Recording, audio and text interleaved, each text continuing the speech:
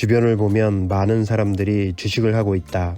어떤 방법으로 어떤 마인드로 하는지 잘 모르지만 꾸준히 하는 사람도 있고 다시는 쳐다보지도 않는 사람도 있다.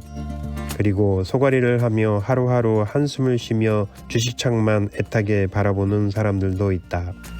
주식을 하는 사람들은 주식을 통한 성공, 부를 일구기 위한 열망으로 시작했을 것이다. 주식으로 돈 좀 벌어보자 라는 생각으로 투자를 시작한 것이다.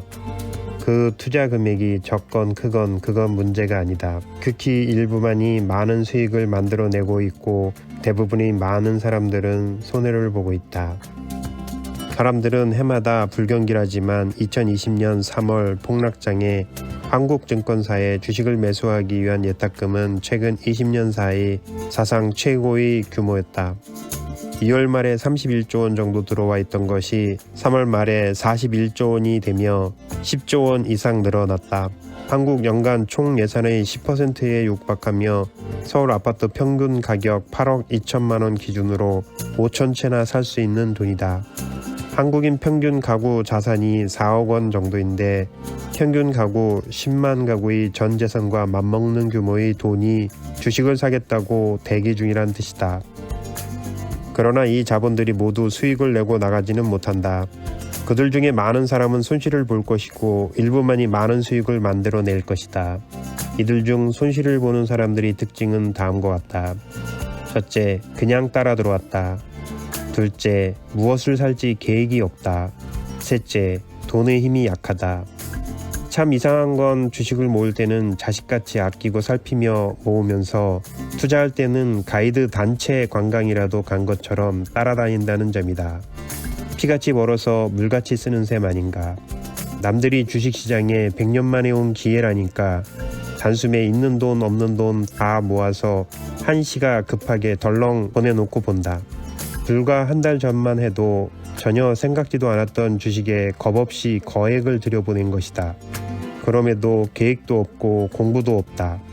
경제방송에서 배당주의 국민주라는 소리를 들은 것이 전부인데 그 말에 전 재산을 집어넣으려고 하루 이틀도 못 기다리고 안달이다.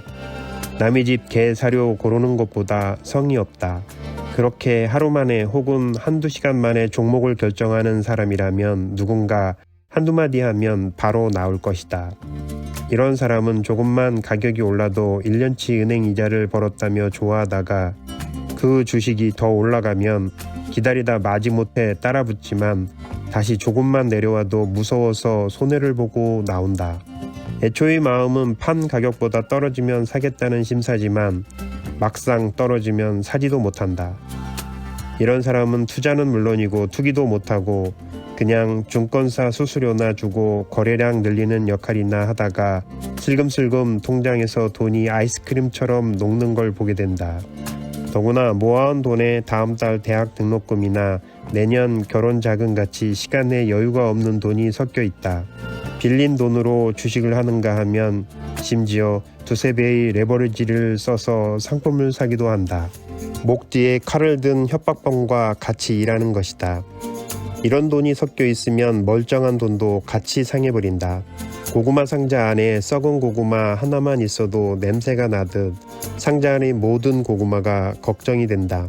그러니 자칭 주변 전문가들에게 저항선에서 기술적 반등이 일어날 것 같은가?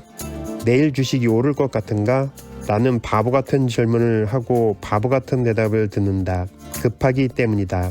그러나 주식시장을 이렇게 상대하는 사람은 결코 주식에서 돈을 벌 수 없다. 설령 우연히 돈을 벌었어도 그 돈은 다시 주식으로 들어와 결국 원금과 함께 사라져버린다. 주식시장은 자신을 도박장으로 만드는 사람에게는 냉혹한 벌을 내려 재산을 몰수해버린다. 주식시장에서는 주식과 그 주식이 거래되는 이유를 명확히 알고 있는 사람이 장기적으로 돈을 번다. 이들은 시장의 기능을 잘 이해하고 있는 사람이다. 주식을 발행하는 이유는 회사를 만드는데 혼자서 자금을 마련하지 못하니 여러 사람이 나눠서 투자금을 모으기 위함이고 주식은 그 투자 금액에 따라 배분하겠다는 약속의 증서다. 처음엔 이 증서가 단순한 분배 가치를 정한 종이일 뿐이지만 나중에 이 종이에 적힌 권리를 사고 팔려는 사람들이 생겨난다. 사고 파는 사람이 많아지자 한 곳에서 정해진 시간에 거래할 수 있도록 만든 게 증권거래소다. 즉, 공동투자로 회사를 만들고 주식을 배분받고 회사에 대한 성장 기대가 각기 다른 사람들이 중간에 이 권리를 사고 파는 것이다. 따라서 주식 투자에서 성공하는 사람들은 크게 세 가지 특징을 갖고 있다. 첫째, 자신을 경영자로 생각한다. 투자금을 모아 함께 회사를 만든다고 생각하기에 회사의 본질을 잘 이해하려 든다. 무슨 회사인지, 무엇을 할 것인지, 어떻게 운영하는지 잘 이해하고 있다. 회계장부와 연간보고서를 꼼꼼히 살핀다. 경영자와 같은 마음으로 시장에서의 회사 역할을 이해한다. 이렇게 자신만의 회사를 머릿속에 만들어 놓으면 다른 사람들의 평가나 걱정에 마음이 흔들리지 않는다. 만약 내가 회사를 직접 경영하고 있는 사장이라면 주변 사람들의 소문이나 전문가의 견해를 듣고 자신의 회사를 팔거나 그만두지 않을 것이다. 투자도 같은 태도를 유지한다. 들어갈 때도 자신만의 판단을 믿고 들어가고 떠날 때도 자신의 판단을 따라 떠날 것이니 가격 변동에 따라 쓸데없이 들락거리지도 않는다. 과일이 익으려면 시간이 지나야 한다는 것을 알기 때문이다. 둘째, 보유하고 있는 돈이 품질이 좋은 돈이다. 성공하는 사람들의 자금은 돌같이 단단하고 무겁다. 이 돈은 당장 어디로 갈 생각도 없고 오랫동안 그 자리를 차지하고 있어도 편안하다. 오히려 배당이라는 식사만 제공하면 평생 자리 잡고 살 생각도 하는 돈만 모여 있다. 당연히 결속력이 강하고 텃세나 위협에 굴복하지 않는다. 그 돈은 앉은 자리에서 주인 행세를 하기도 한다. 이익이 생길 때까지 언제든 느긋하게 기다릴 줄 안다. 셋째, 싸게 살 때까지 기다린다. 진정한 투자는 팔 때를 잘 아는 것이 아니라 살 때를 잘 아는 것이다. 살 때 싸게 사면 파는 건 한결 쉬워진다. 싸게 사는 것은 어려운 일이다. 더구나 좋은 주식을 싸게 사는 것은 쉽지 않다. 그래서 크게 성공할 회사를 아직 크지 않았을 때부터 골라 오래 기다리는 인내와 폭락장에서 한꺼번에 가격이 내려간 주식을 공포 속에서 사 모으는 용기를 가져야 한다. 공포가 퍼져 있을 때는 훌륭한 주식도 헐값에 살 수 있다. 이들에게 폭락이나 불경기는 오히려 호경기인 셈이다. 이런 투자자들은 평생 주식시장에서 그 과실을 얻는다. 가만히 생각해보면 세상의 거의 모든 기업이 주식회사 형태로 움직이고 해마다 성장을 해왔다. 그런데 왜 사람들은 주식시장을 합법적 도박장 정도로 생각하거나 제로섬 게임장으로 여길까?